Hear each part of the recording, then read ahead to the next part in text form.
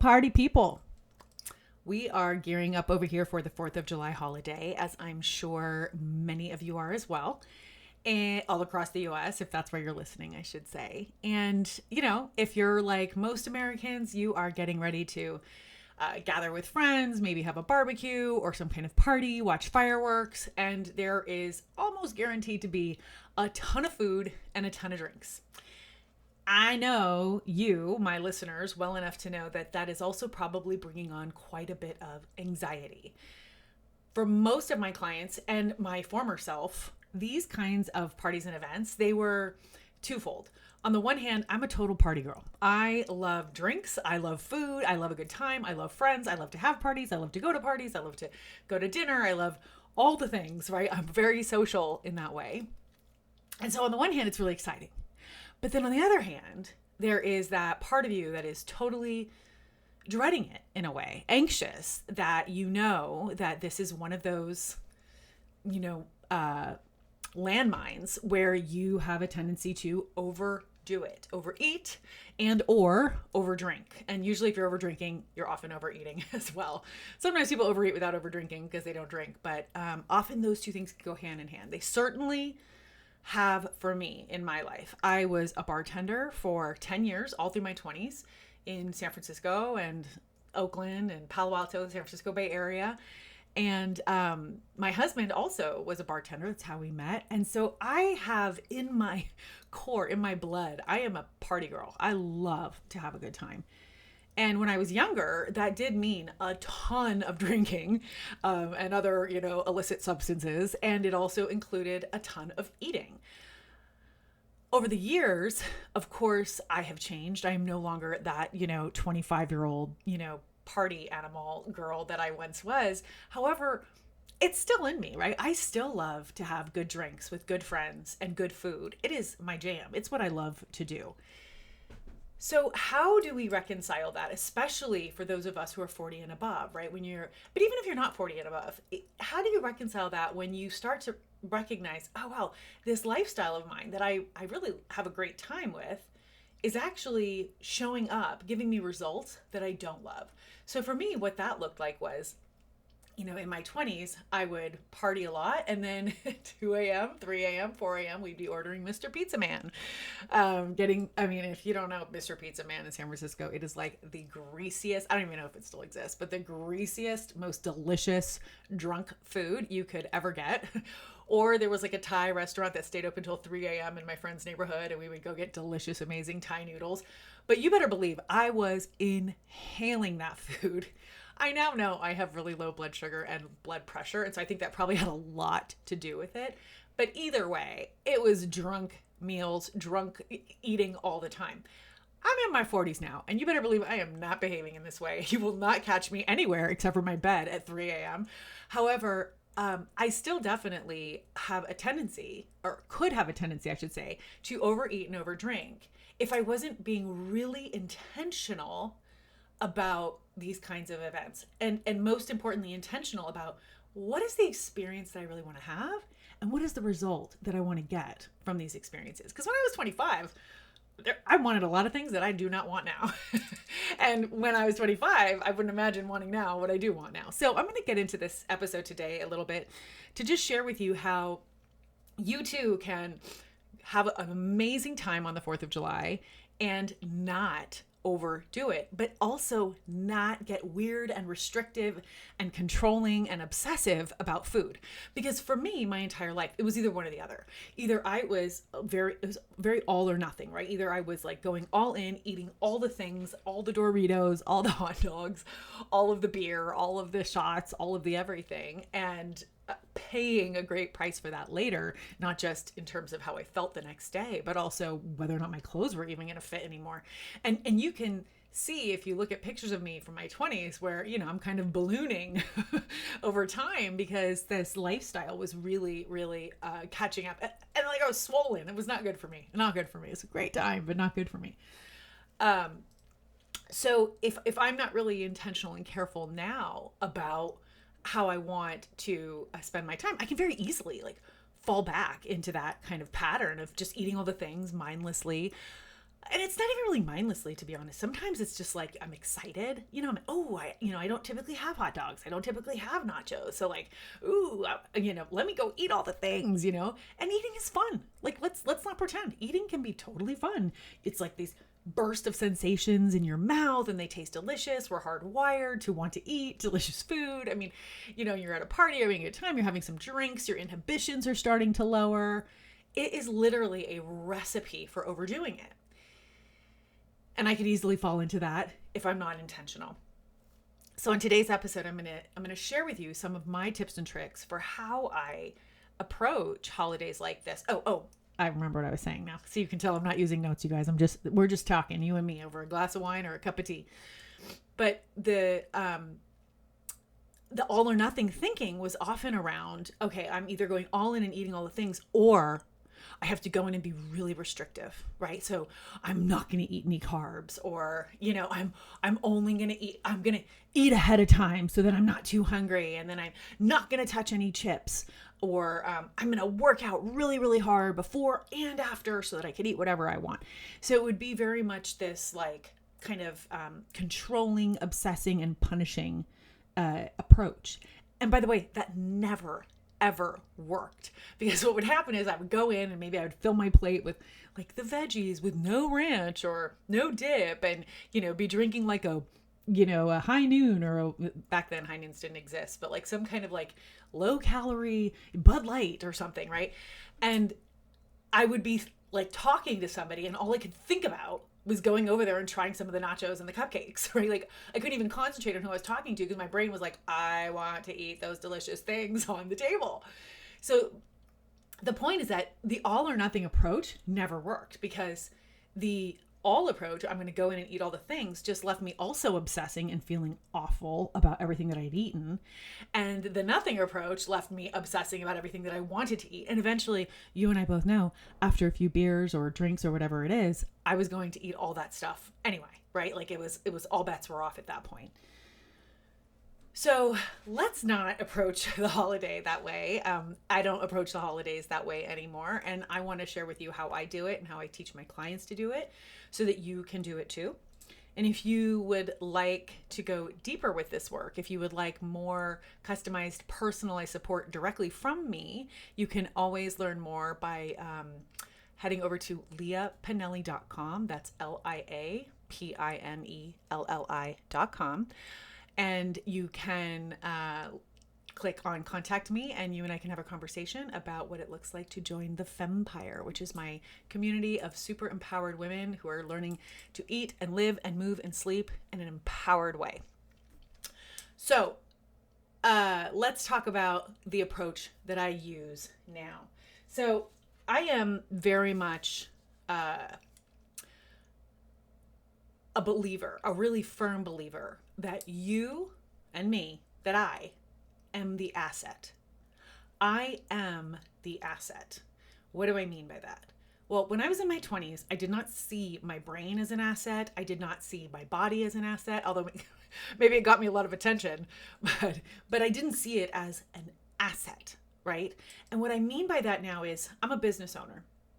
I'm an entrepreneur, and having, cognitive capacity, having energy, having a body that is not ailing me or failing me, having my health and my kind of intellectual capacity be at its prime, like optimal mental, physical, and emotional health is what actually creates the most wealth in my life. And what I mean by that is, being an entrepreneur, if I'm not on point, not only am I personally suffering, but my business is suffering. My clients are not being served to the capacity they could be served. My relationships and my family are often suffering because I might be grumpy or not feeling well, unable to be present. Every single aspect of my life is impacted by how well I am. And when I'm talking about wellness, I'm talking about both my brain and my body. And my spiritual self, of course, is a given, but that's not quite what I'm talking about here today. What I mean by that is when I realized, holy cow, I'm the asset. Like, it's not the home that we own. It's not the our technology or our cars or our savings accounts or anything like that. That's not really the asset. Those things can come and go. The thing that can't come and go is my brain and my body. And those two things are actually the things that allow me to live my purpose, to make an impact in the world, to bring in financial abundance to my family, to have rich and fulfilling relationships. I am the asset. Nothing else around me is the asset. I am the asset. You are the asset. I would actually argue that everyone is their own asset, is their own biggest asset. But I think especially for those of us who are entrepreneurs, those of us who are literally creating our own wealth. We are not expecting somebody to write us a check. We are creating our own income, our own health, our own vocations. And therefore, you need your brain and your body to be on point if you are going to actually achieve at your highest level, if you are going to perform at your highest level, if you are going to create at your highest level, if you are going to serve at your highest level. So when I realized that was like a huge mind fuck for me, because I realized, and I know this is going to sound so dumb, but like, having a great time at the party isn't actually the priority. And now, don't get me wrong, it is. Pleasure is a foundational principle. It's a foundational priority in my life and also in the Fempire, in the work that I teach and do. But we don't have to sacrifice pleasure. And in fact, when you start to see yourself as the asset, when you see your brain and your body as the asset, you actually start to live like you're the asset. You start to eat like you're the asset. You start to sleep and move and take care of yourself like you are the asset. I liken this idea to like $1 million racehorse. If you had $1 million racehorse that was guaranteed to make you $1 million in the next year or 2 years or whatever it is, whatever your goals are as an entrepreneur, how would you be treating this racehorse? Would you neglect it? Would you not check in on it and take care of it every single day? Would you leave it for months at a time, like without giving it a second thought? Would you deprive it of sleep so that it can watch some late night TV? Would you feed it crappy food? Would you put alcohol in its system? Like, no, you wouldn't do any of those things. You'd be like, this is my $1 million racehorse. I'm going to take exquisite care of this racehorse. I'm going to hire it the best trainer, and I'm going to make sure that it is fully getting exercise and rest and the best nourishment. And if it needs socialization, I don't know if horses need to be social, but if it did, I would make sure that it had the best friends and the best social. I mean, right? You would be really, really invested in taking care of this asset, your $1 million racehorse. But when we don't see ourselves as being that $1 million racehorse, which, by the way, no matter what you do, you're going to make over $1 million in your lifetime. Right? So if you really saw yourself that way, I guarantee you'd be making different choices. And I decided I was going to start seeing myself that way. So what does that mean? Pleasure is a non-negotiable. It doesn't mean that I'm not going to drink alcohol on the 4th of July. It doesn't mean that I'm going to become some kind of like, there is actually a psychological condition called orthorexia, which is a hyperfixation on optimal health.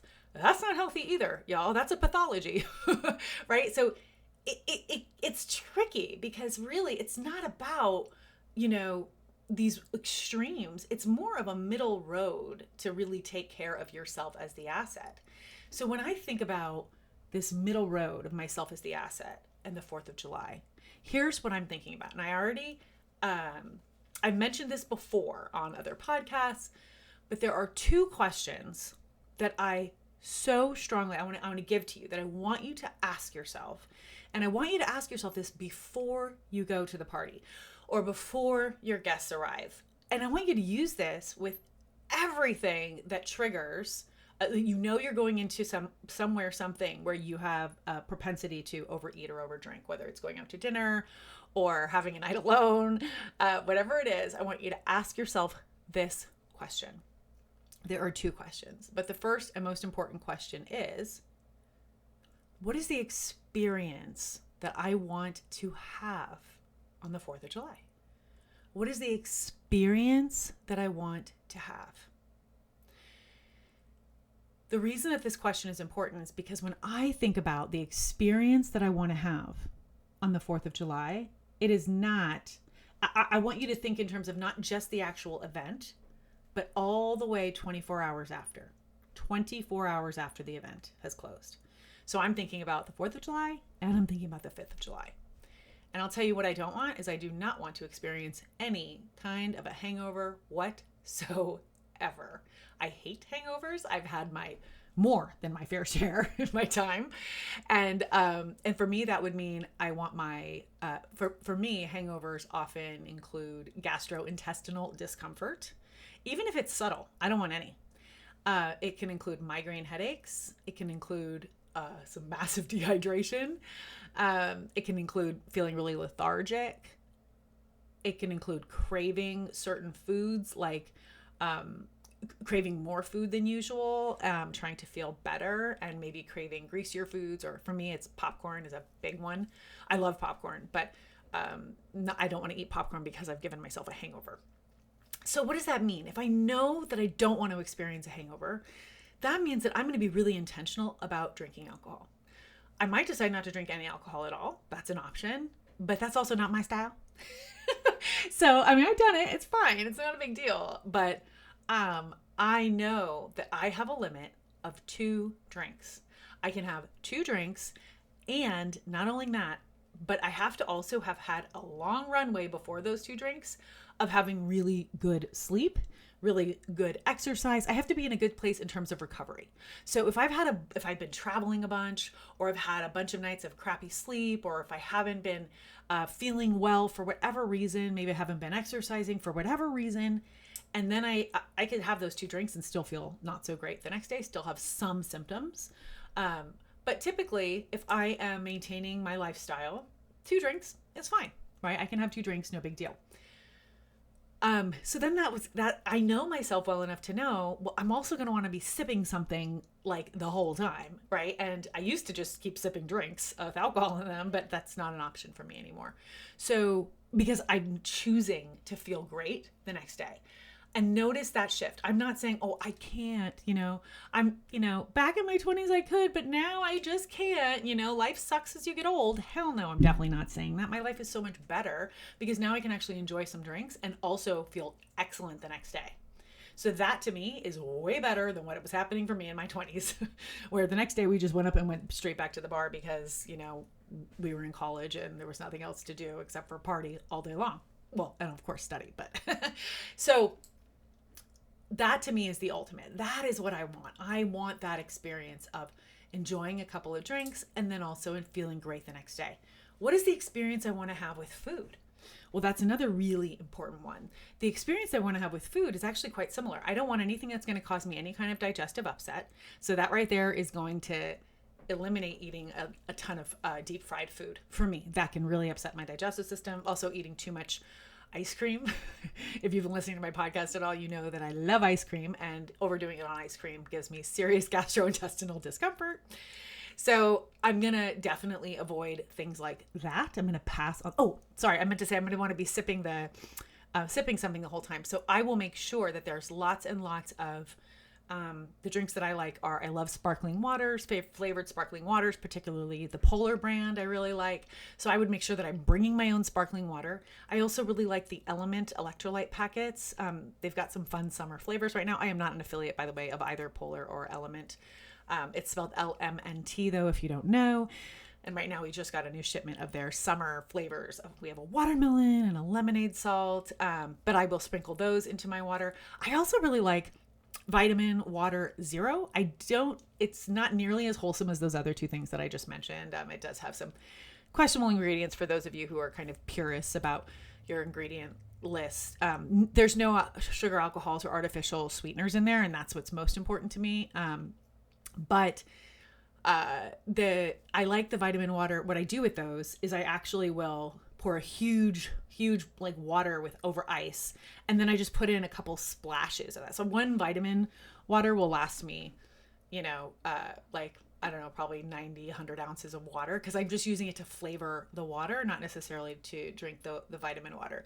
I love those things, right? So, or maybe I would go out of my way to make sure there's a mocktail there for me. I love a mock mojito.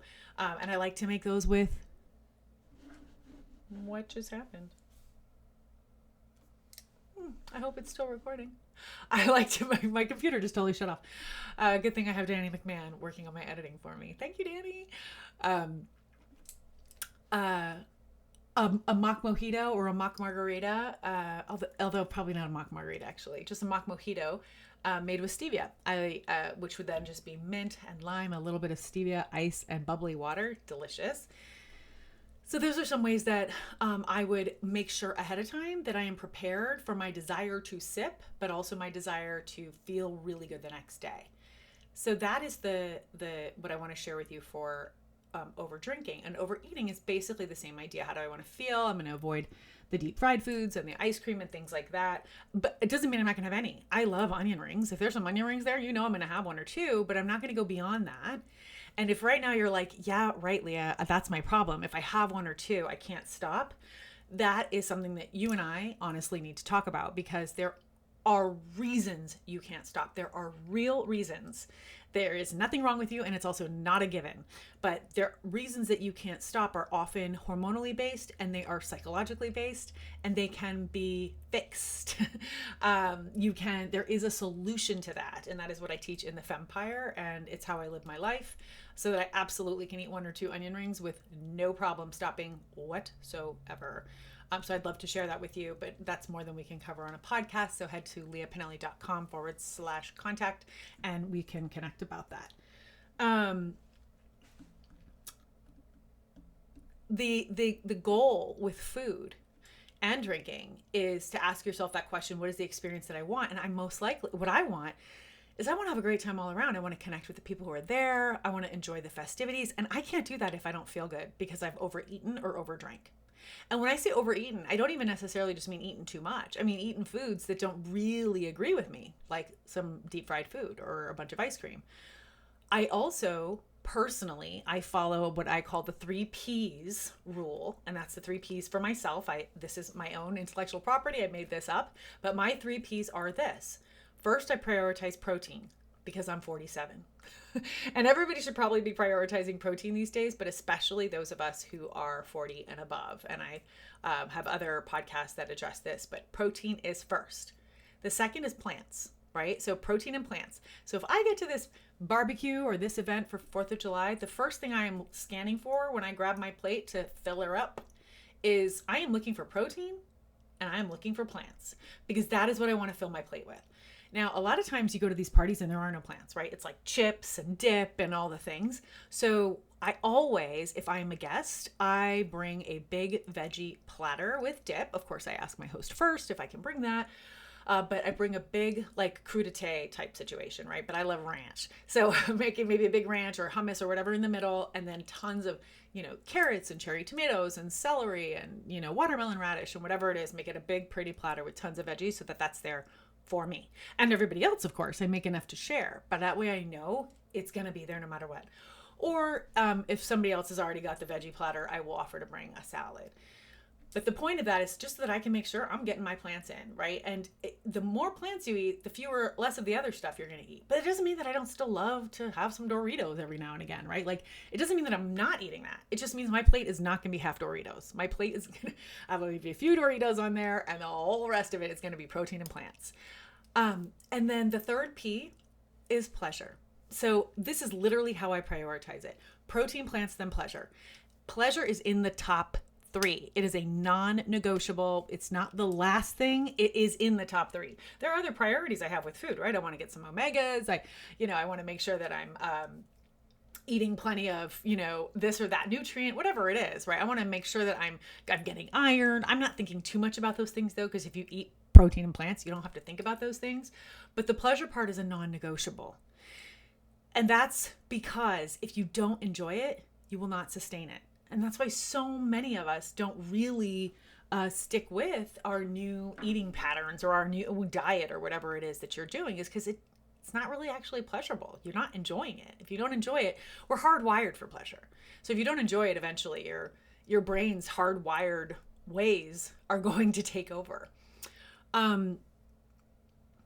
So pleasure is a non-negotiable. And the way that I typically get pleasure with protein and plants is with the flavor. And the flavor comes in the form of fat. So I am not afraid of fat. I think that fat is our friend as women. And so that might mean that, like I mentioned, like with my big veggie platter, I've got a big old thing of absolutely not low-fat ranch. I make my ranch dressing with 100% sour cream. And so I'm getting fat from that sour cream, or maybe from the dressing and the feta or avocado in the salad. But whatever it is, I am making those plants and protein taste freaking delicious, right? I am not eating anything steamed, okay? I mean, if it's steamed, then it's going to have some kind of delicious butter sauce on it. I mean, like, we are not doing a fat-free thing here because you won't sustain it because it doesn't taste good. So boom, there you go. Protein, plants, and pleasure. Those are my 3 Ps. That is what I use to guide me with all meals and all eating, even at 4th of July parties. So the second question that I had mentioned to you, I said there's 2 questions. The first is, what is the experience I want to have? And then the second question is, what is the result that I want to get? And when you think about that, these 2 questions are quite intertwined, but the result is kind of more like results oriented, right? So what I mean by that is, the result that I want to have is I want to have a memory of a really great 4th of July that doesn't include any kind of not feeling good, any kind of obsessing about food or obsessing about my body. I do not want the result of my clothes not fitting well the next day. I don't want the result of feeling bloated the next day or hungover. The result that I want is I want to have had connected deeply, or at least connected with the people that I was there to be with, to connect with. I want to maybe see some cool fireworks. I want to have a lot of fun with my family. I want to provide a great experience for my son, and I want to be outdoors if possible, right? Those are the things that I want. And the experience and the result are often intertwined, but they're not exactly the same. But it also helps to define what are the results that I don't want, like I previously did, and what is the experience that I don't want. And usually the result that you don't want and the experience that you don't want are the results that you've gotten in the past that you didn't love. And so a lot of us can, at the age of 47, look back and be like, oh, I remember when 4th of July used to be so fun because, we'd party and eat and all the things, and I can't do that anymore. Don't say that to yourself. The truth is you don't want to do it anymore. I don't want to do it anymore. I want something different. And I've illustrated that for you today. Like, this is the experience that I want. This is the result that I want. I don't want that other thing. So I'm not going to sit around and whine that I used to be able to blah, blah, blah, because I don't even want that anymore, right? I want what I actually have the capacity to create now and can create. And that's how you will not just get through the 4th of July, but you'll actually have the best 4th of July of your freaking life. If you simply ask yourselves those questions. What is the experience I want? What is the result that I want? And finally, follow the 3 Ps when it comes to eating, and you will feel freaking amazing on July 5th. That is my hope for you. All right, everyone. Thank you so much for listening. Talk soon.